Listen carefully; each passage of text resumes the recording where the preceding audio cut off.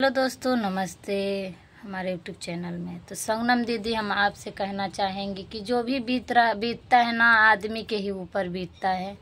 जो भी आपके ऊपर बीत रहा है उसको सब्र करिए, सब भगवान देखेंगे। जो तुम्हारे साथ ना जो तुम्हारे साथ पीठ पीछे चूड़ी मतलब चाकू खोस रहा है, उसको भगवान खुद ही खोसेंगे। जो आपके लिए गड्ढा खोद रहा है ना, उसके लिए भगवान गड्ढा खोदेंगे। ऐसा बात नहीं है दोस्तों, हमारे साथ भी ऐसे ही हुआ था। जो हमको लोग इसी तरह ठुकराते हैं, इसी तरह जैसे संगनम को ठुकराया जा रहा है ना, इसी तरह हम साला बचपन से ठोकर खाते खाते खाते खाते अब तक मैं ठोकर खाती ही रही हूँ और खाती जा रही हूँ। दोस्तों, मैं आप लोगों से क्या बताएं, मेरे पति हैं ना, आज 4-5 दिन हो गया, 5-6 दिन शादी में गई थी अपने सिस्टर के। उसके शादी के 2 दिन पहले से हमसे अच्छे से बात नहीं कर रहे थे। फिर शादी में गए, वहाँ भी अच्छे से बात नहीं किए। फिर यहाँ आए हैं, फ़ोन लगाते रहे, फ़ोन नहीं उठा रहे हैं। पता नहीं क्यों फ़ोन नहीं उठा रहे हैं। और कल लगभग फ़ोन हम किए थे, परसों फ़ोन करते फ़ोन नहीं मेरा उठाए थे। तो अपने जेठ जी के मोबाइल से फ़ोन लगाया और उठाए तो गाली दे करके फ़ोन काट दिए। फिर कल फ़ोन लगाते रहे और कल जा कर के शाम को फ़ोन उठाए थे 7-8 बजे और गाली खूब देने लगे। कहे कि हम बात नहीं करेंगे, हमें तुमसे बात नहीं करना है, ना हमें तुम्हारे पास आना है, हमसे कोई रिश्ता नहीं है, हमसे कोई मतलब नहीं है। हम कहे ठीक है भाई, मतलब नहीं है तो हमको भी जो समझ में आएगा वो हम भी करेंगे। वो बोले कि जो भी मन करे वो करो, जो तुम्हारा है उसके साथ जाओ, उसके संग रहो।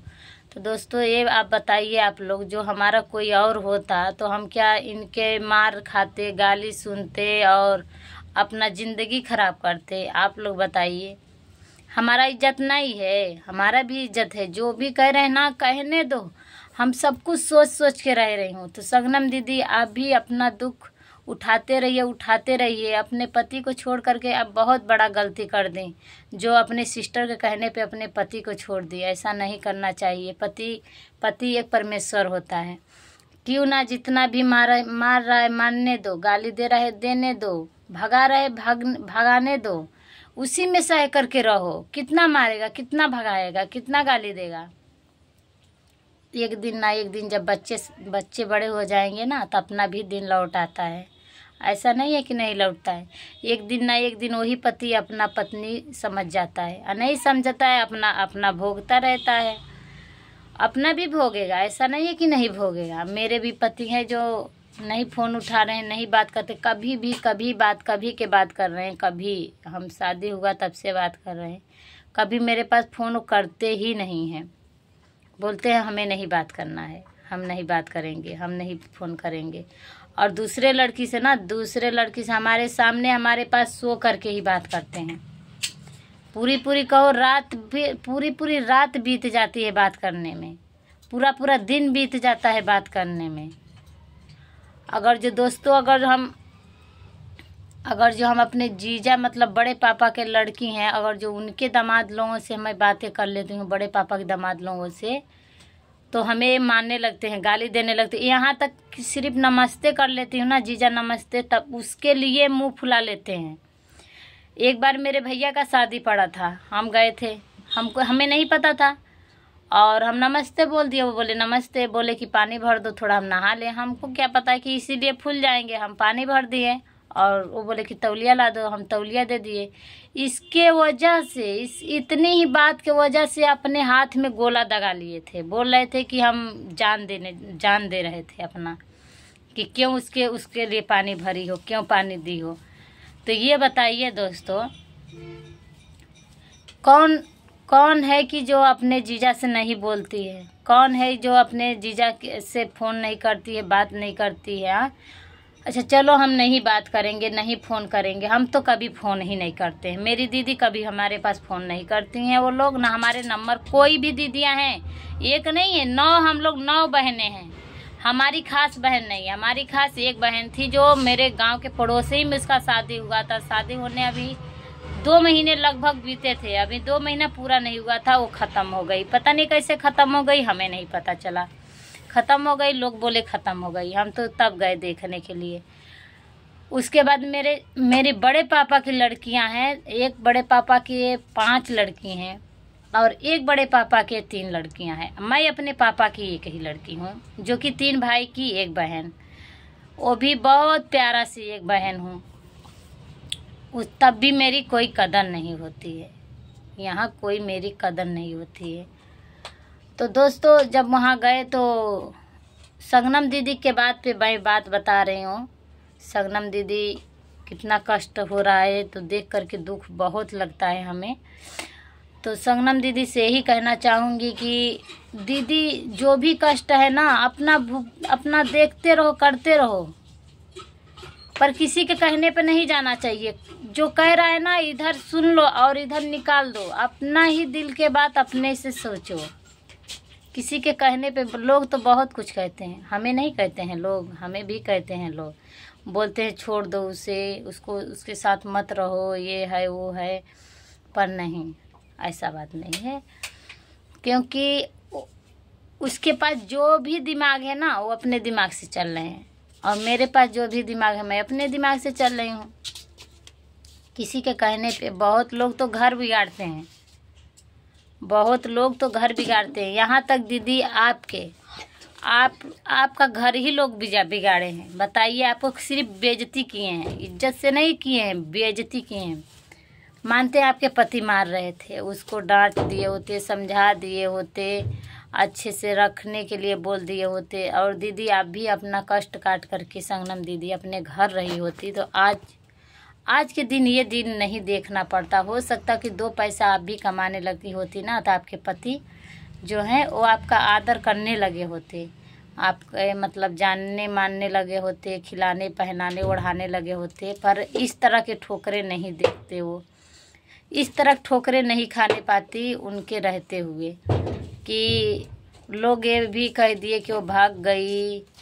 बताइए, अपने ही लोग ऐसे ऐसे बात कह देंगे तो कैसे रह जाएगा, आप बताइए। जो कि हम शबनम दीदी आपको हम इस तरह के नहीं देख रहे हैं, गलत हम नहीं देखते हैं कभी आपको। अब फिर भी आपकी दीदी भी आपके लिए अच्छा ही बताई होंगी। हो सकता है कि आप अंदर के बात नहीं जानती होंगे कि हम कैसे, या इस घर में कैसे लोग हैं, कैसे क्या है। तो हो सकता है आपकी ज़िंदगी के लिए ही दीदी आपके मतलब ऐसे बोले होंगी कि शादी मत करो इससे, दूसरे जगह शादी कर लो। तो हो सकता है कि आप शादी बहुत ही अच्छा घर में करवा दे वो लोग। और शबनम दीदी आप तो पैसा कमा रही हैं, आपके लिए तो बहुत लोग मिलेंगे शादी करने के लिए। थोड़ा ना है कि शादी करने के लिए कोई मिलेगा ही नहीं।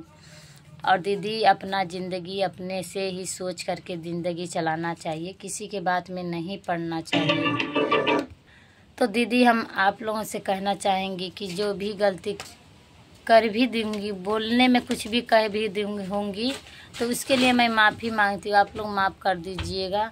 और दोस्तों जानते हैं बहुत लोग अपने स्वादिष्ट के लिए रहते हैं, बहुत लोग बोलते हैं स्वाद के लिए ना कि हमारे घर आओ रहो, और जब काम निपट जाता है ना तो लोग अपने मुंह से नहीं कह पाते हैं ना, तो पीठ पीछे कहते हैं, पीठ पीछे लोग बोलते हैं कि मतलब ये जा नहीं रही है घर से निकालने के लिए लोग एक से एक मतलब कानूने निकालते हैं।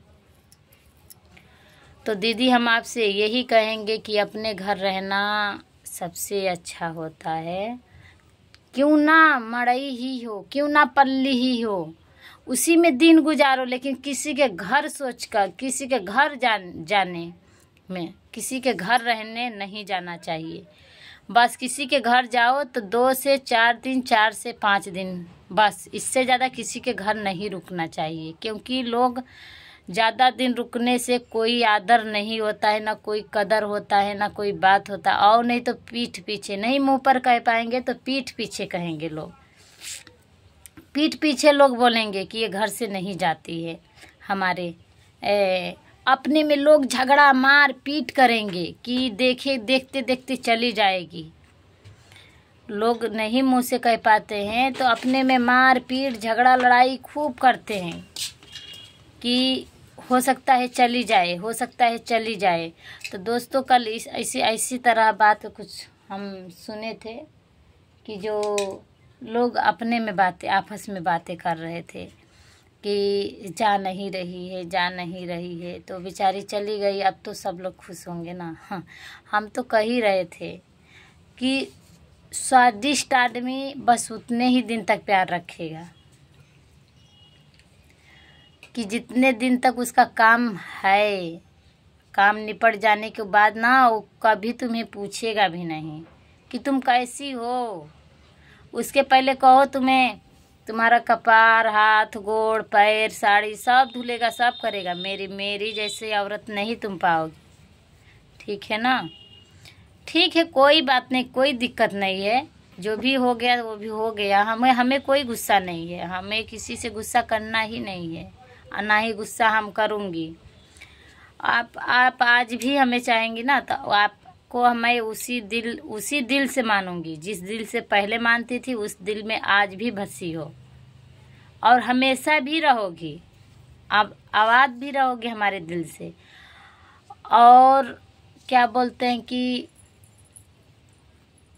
चलिए ठीक है, और कल बताएंगे। और बाय बाय तब तक के लिए दोस्तों।